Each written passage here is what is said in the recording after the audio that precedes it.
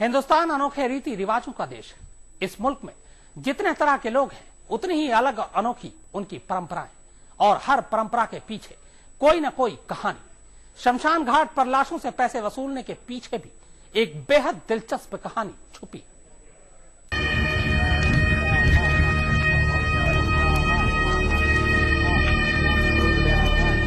मणिकर्णिका घाट पर अंतिम संस्कार की कीमत चुकाने की परंपरा तकरीबन 3000 साल पुरानी है। मान्यता है कि शमशान के रखरखाव का जिम्मा तभी से डोम जाति के हाथ था।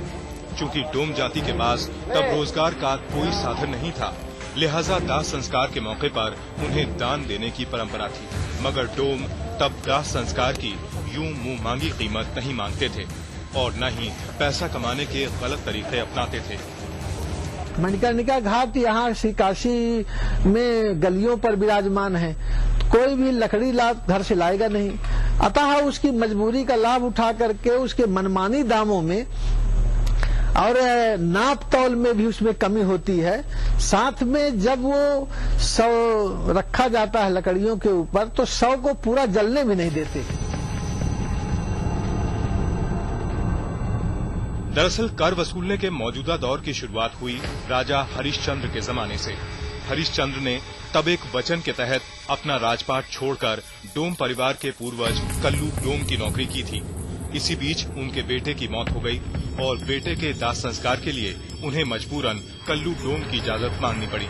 चूंकि बिना दान दिए तब भी अंतिम संस्कार की इजाजत नहीं थी, लिहाजा राजा हरिश्चंद्र को मजबूरन अपनी पत्नी की साड़ी का एक टुकड़ा बतौर दक्षिणा कल्लू डोम को देना पड़ा।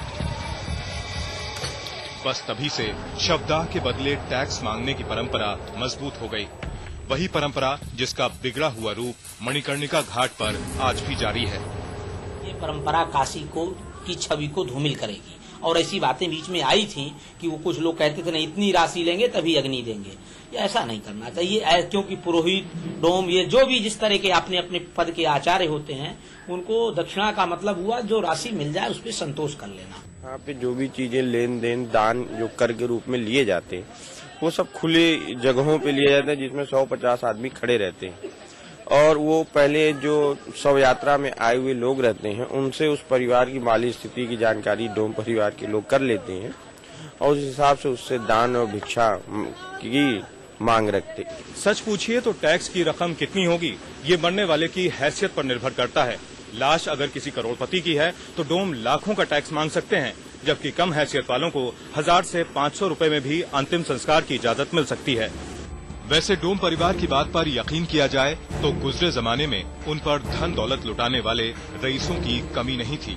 उनका दावा है कि उस दौर में अंतिम संस्कार के एवज में उन्हें राज्य रजवाड़े, जमीन जायदाद, यहाँ तक कि सोना चांदी तक दिया करते थे, जबकि आज के जमाने में मिलने वाली तयशुदा रकम के लिए भी उन्हें शमशान आने वालों से उलझना पड़ता है।